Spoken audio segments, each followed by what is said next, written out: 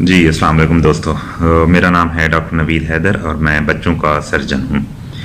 आज की हमारी वीडियो का टॉपिक है कि इंग्वाइनल हर्निया बच्चों में जो होता है वो क्या है, वो कैसे होता है और उसका इलाज क्या है। उसका जो इलाज है वो किस उम्र पे करवाना चाहिए, जो सबसे ज़्यादा पूछा जाने वाला सवाल होता है पेरेंट्स की तरफ से, वालिदैन की तरफ से। देखिए, इंग्वाइनल हर्निया बच्चों में भी होता है और बड़ों में भी होता है। बच्चों के और बड़ों के हर्निया में फ़र्क होता है। इनकी वजूहात में फ़र्क होता है कि बच्चों का क्यों बनता है हर्निया और बड़ों का क्यों बनता है। ये दो मुख्तलिफ इनकी वजूहात होती हैं और इनके इलाज में इनका जो ऑपरेशन होता है, ऑपरेशन में फ़र्क होता है। बच्चों के हर्निए का ऑपरेशन मुख्तलिफ होता है और बड़ों के हर्निए का ऑपरेशन मुख्तलिफ ऑपरेशन होता है।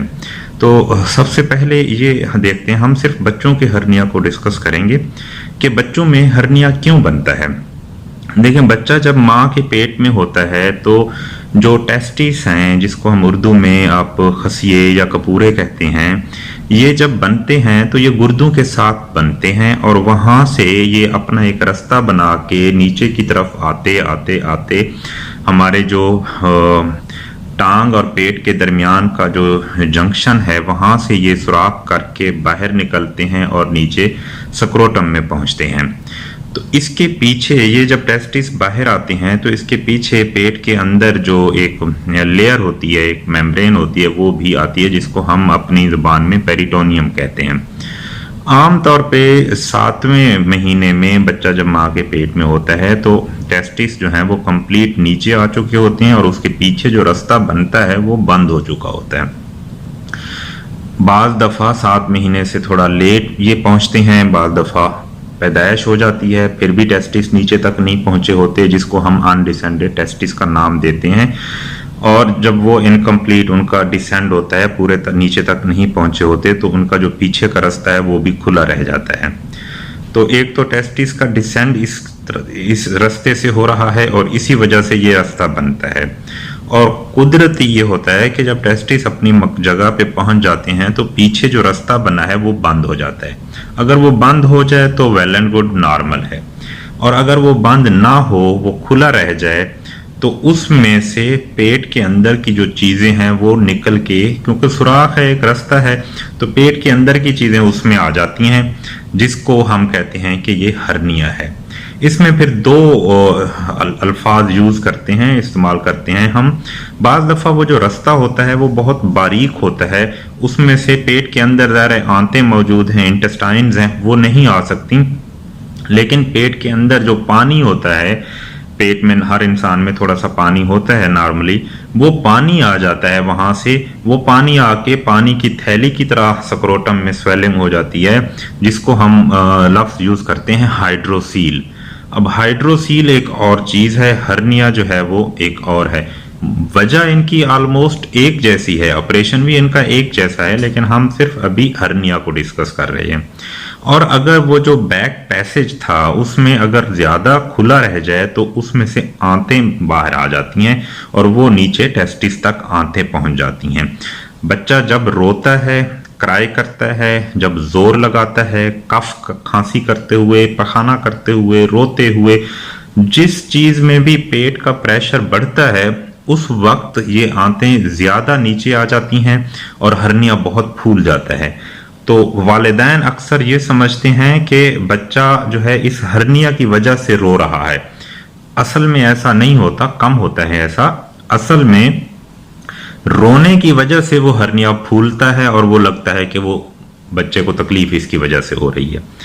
अब ये देखते हैं, ये तो एक थी कि वजह ये होता क्यों है। तो ये एक कुदरत का निज़ाम है, इसमें किसी का कोई किरदार या कोई माँ की, कुछ लोग कहते हैं जी माँ की कमजोरी थी तो इसीलिए बच्चे को ये हो गया, कुछ जिस तरह की हमारी और तोहम परस्तियां होती हैं, तो इसमें किसी चीज़ का कोई रोल नहीं है, ये अल्लाह की तरफ से एक है। हाँ, ज़ाहिर है माँ की न्यूट्रिशन और सेहत और हेल्थ बहुत इंपॉर्टेंट है इसमें।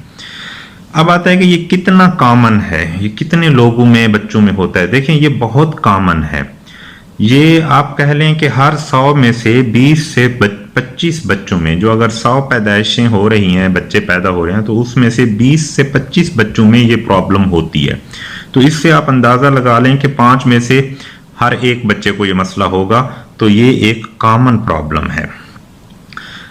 तीसरे नंबर पे आ जाते हैं कि इसका इलाज कब करवाना चाहिए और क्यों करवाना चाहिए।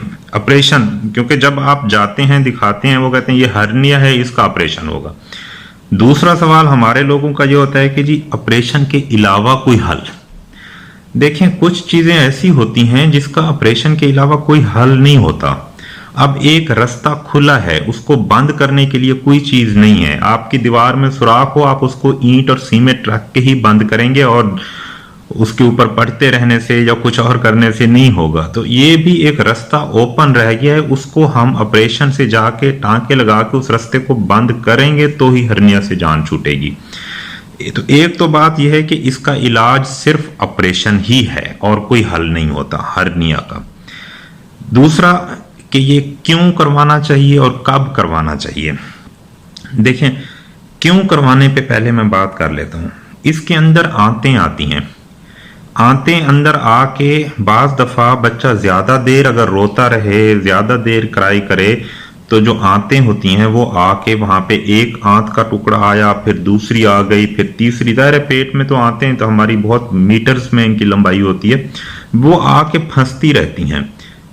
और अगर वहां आंतें आके ज्यादा आ जाएं और वो फंस जाएं और वो वापस पेट में ना जा सकें, तो फिर आंतों का प्रेशर वहां उनके ऊपर पड़ता है, उनका जो खून की सप्लाई है वो रुकती है, जिसकी वजह से ये होता है कि खून की सप्लाई रुकने की वजह से आंतें जो हैं डैमेज होना शुरू हो जाती हैं। इसको हम टर्म यूज करते हैं, पहले तो कहते हैं ये इररिड्यूसेबल हर्निया है, कि वो ये आ गया है और वापस नहीं जा रहा, रिड्यूस नहीं हो रहा, इररिड्यूसेबल हर्निया है। और उसके बाद अगर आंतें फंस जाएं और वो डैमेज होना शुरू हो जाएं और बच्चे को कॉन्स्टिपेशन, ज़ाहिर है जब आंत फंस जाएगी तो बच्चा पखाना नहीं कर सकेगा, पेट फूलना शुरू हो जाएगा, उल्टियां शुरू हो जाएंगी। अगर पेट फूलना, उल्टियां शुरू हो गई, पखाना बंद हो गया, तो फिर हम इसके लिए लफ्ज यूज करते हैं कि ऑब्स्ट्रक्टेड इंग्वाइनल हर्निया है, ऑब्स्ट्रक्शन हो गई है, रुकावट हो गई है।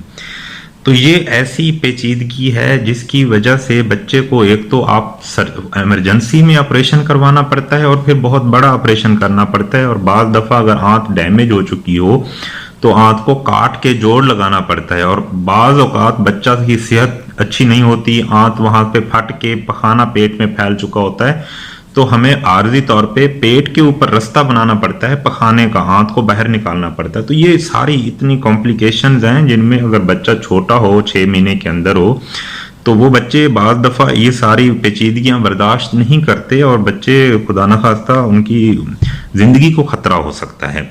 इसीलिए इन हर्निया का ऑपरेशन बहुत जरूरी है। अब बात आती है कि कब करवाना चाहिए।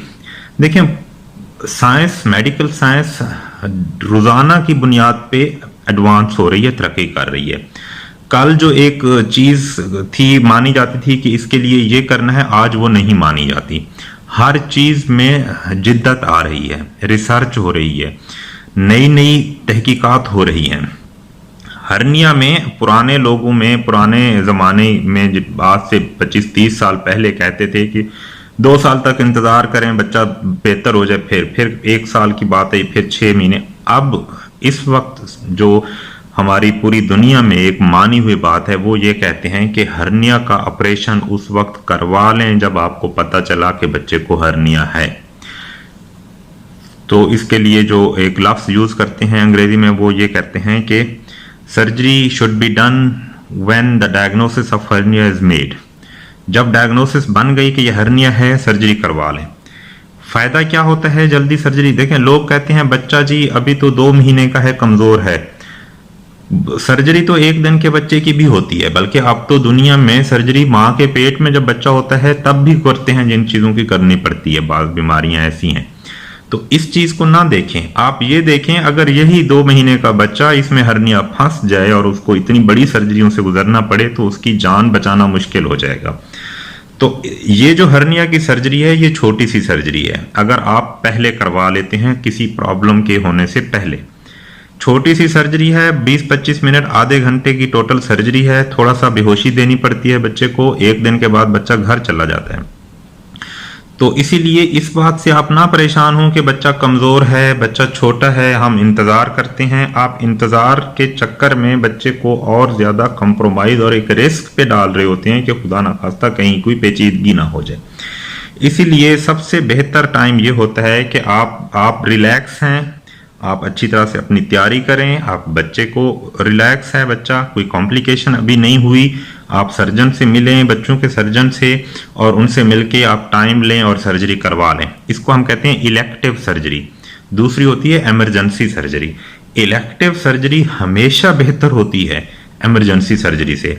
इमरजेंसी अगर खुदा ना खास्ता किसी टाइम हो जाती है, ना आप तैयार होते हैं, ना बच्चा एक पेचीदगी में पड़ चुका है, और हर चीज़ फिर हसल वसल में होती है, उसका नुकसान होता है। इसीलिए ऐसी बीमारियों का जिसका इलाज सिर्फ ऑपरेशन हो और जिसको ना करवाने से बच्चे को नुकसान हो सकता हो, उनमें इंतज़ार नहीं करना चाहिए। आप रिलैक्स माहौल में इलेक्टिव सर्जरी करवा लेनी चाहिए। तो ये सारी चीज़ें हैं हर्निया के बारे में जो अक्सर वालिदैन पूछते हैं, और उनके जो कंसर्न होते हैं मैंने कोशिश की है कि उन सब के जो है वो जवाब दूं। अगर आपको मेरी वीडियो पसंद आई है तो आप हमारे चैनल को सब्सक्राइब करें, वीडियो को शेयर करें और दोस्तों तक पहुंचाएं हमारी पैगाम को, और मुझे अपनी दुआओं में याद रखिए। Thank you very much. Allah हाफिज़।